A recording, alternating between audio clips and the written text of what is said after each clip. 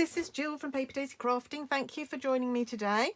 I'm an independent Stampin' Up demo here in the UK, and today I've got a very, very simple little card to show you. Very, very easy to make. As you know, I like clean and simple cards, but this one really, I've really excelled myself. I'm just going to bring it up to the camera so you can see the detail really well.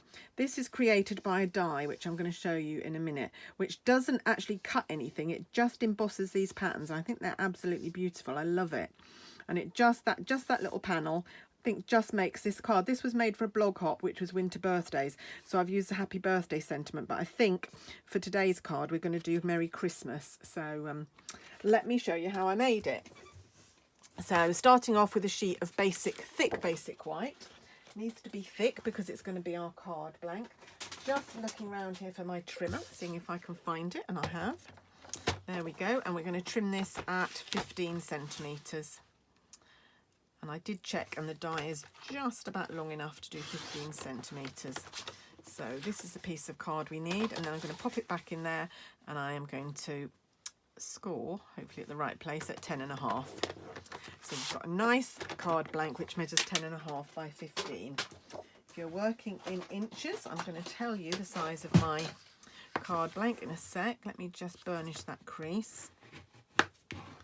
Get that nearly nice and smooth. And in inches it is, can never remember, nearly 6 inches, just a smidge of 6 inches by 4 1/8. Right, now then, I told you that this was created by a die. Now here are all the Stitched Snowflake dies.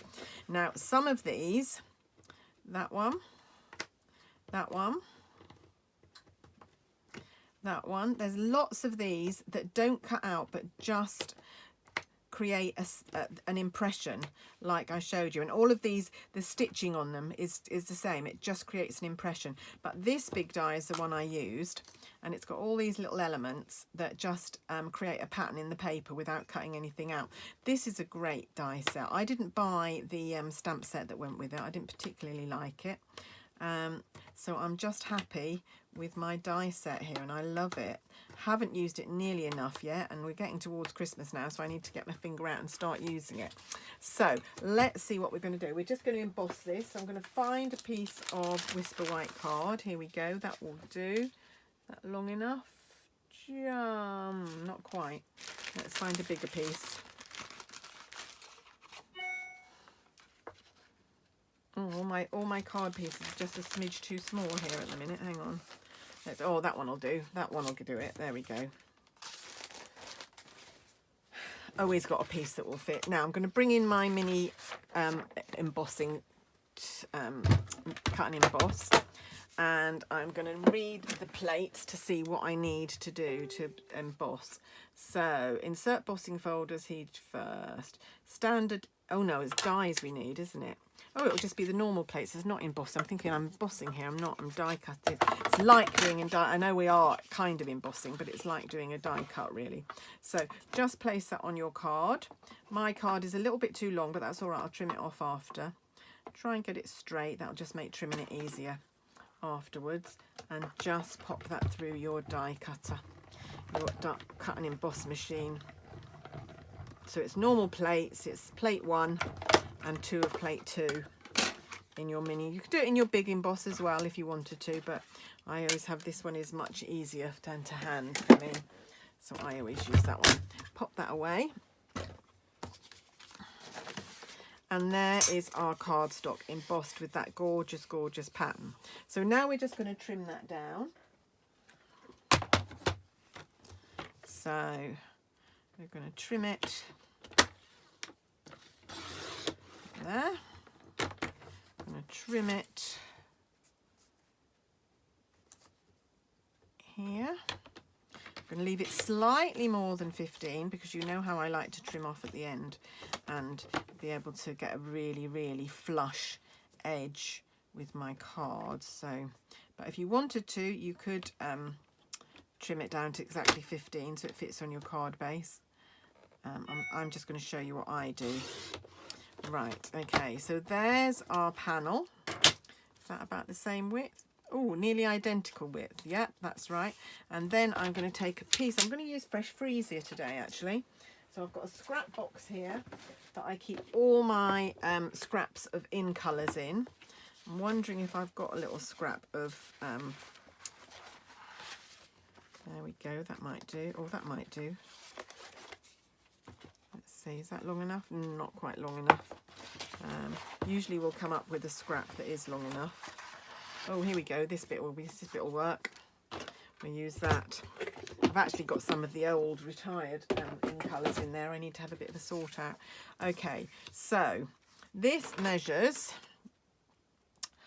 3.8 centimetres, I think, just about. So I'm going to trim this to 4.2 so that we've got 2 millimetres on either side. So what I'm going to do first is I'm going to trim this edge because it's not very smooth. It's got a bit of a rough edge there, so I'm just going to trim that off. And then I'm going to turn it round and I'm going to trim, I've forgotten what I said now, I think 4.2 I said, didn't I? Hope that's right. So that it will be 2 millimetres either side of my panel. So let's just burnish those edges to get them nice and smooth. There we go. And then a little bit of Tombow. What have I done with my Tombow? It's gone missing. It's not there. Oh, what have I done with my Tombow? Oh, here it is. So bring that in. Glue my panel down. Oh, I need to just going to do the same with that. Get rid of the lip where I cut that on the trimmer. Just don't like those little lips that are left. So a little bit of Tombow here. Someone was asking on my last video where I got my glue spreader from, my silicone. It's a silicone glue spreader. If Jez is watching, I need to ask Jez exactly what they're called, but I know she got them on Amazon. They were in a pack of 3. So mine was gifted to me by Jez because she had a pack of 3 and she didn't need 3. But it is great. So, and the glue just peels off it when you've done, so that's really great. So let's place this. So we want it to be nice and centered, so just try and make sure. Of course, the Tombow will give you a little bit of wriggle room, so if you don't get it placed quite right, you can lift it up and do it, but I think that will do. There we go. And then that is going to glue onto our card like that. So I'm going to trim off just a fraction like that, and just a fraction at this end as well, because I don't want to glue too much that isn't needed. Before I do that, I'm going to do the stamping and the embossing. Okay, we need a Christmas message. I think I'm going to use the Merry Christmas from Snowflake Wishes, which is my favourite Merry Christmas at the moment, and it's a nice small one. So it's the one where I have chopped the stamp around. So I don't know if you can see that. It should say Snowflake Wishes for a Merry Christmas. And I have cut the Merry Christmas out so that I can just use that on its own. There we go. So let's mount that on a clear block.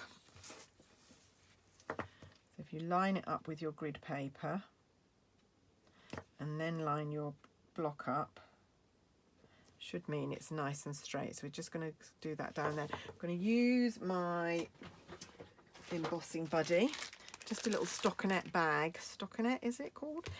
With powder in it. So it's a bit like talcum powder or something, sort of starchy powder that will just dry up any sticky finger marks or any static like that. Okay, and then I need my Versamark.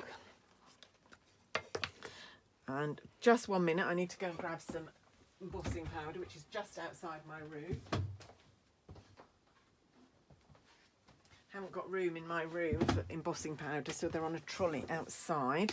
I forgot to bring it in before I started. So let's ink that up and just try and get this straight. There we go. And then lid on the Versamark. So I'm getting quite a nice little stash of Christmas cards now. I actually need to count, see how many more I need to make. Excellent, like that. And then just bring in my... We send about 70 Christmas cards between us, my husband and I, so I need 70. Right, sorry, this is going to be a bit noisy to start with.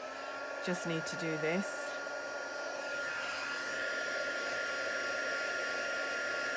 It's a much noisier heat gun than my other one, but actually I think it's a lot more effective. It does do it quicker, so a bit hotter. And I think it focuses the hot air a lot better because it's a narrower nozzle. There we go.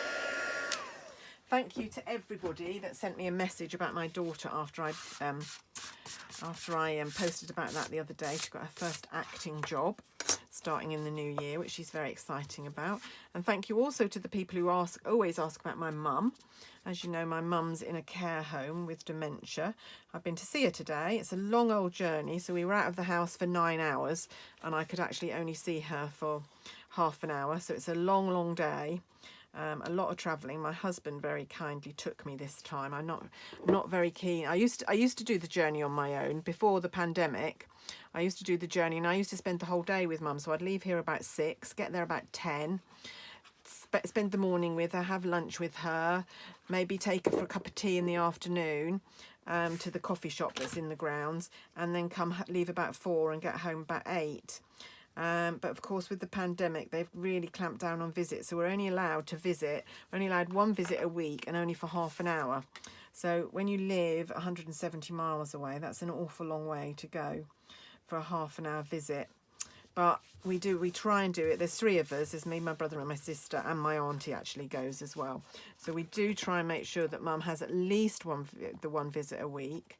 And sometimes we do manage to persuade them, because we live so far away, to squeeze in another one. And usually they let us stay a little bit longer than the half an hour. But today there was someone waiting to use the room after I'd done, so I couldn't. So it was literally half an hour. But she was on good form, Mum. She's sometimes she's on good form and other times not, but she was on good form today, so that was good. Right, okay, so then we are going to add some gems. So, and then we're done. This is a very, very simple little card, like I said. Right, okay, I have just bought a take your pick tool, and I'm going to see if the tacky end will pick up these gems. I've seen other people doing it. Oh, it does. Oh, that's really easy. Oh, how fabulous. Oh, look at that. I wasn't sure if it was going to work, but it's fabulous for doing this. Oh, I'm so glad.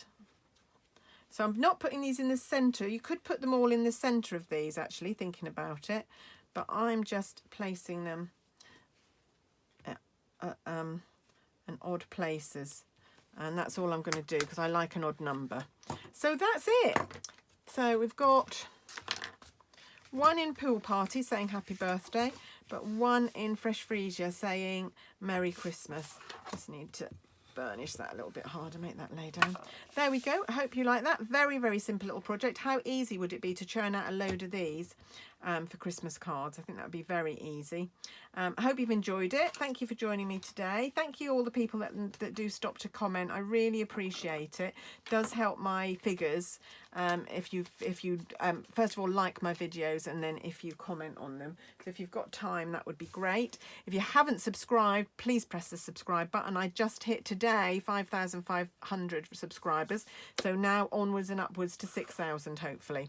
Anyway, hope you've enjoyed it. I hope I'm inspiring you with some of my makes, and I'll be back really soon with more. Thanks very much. Bye bye.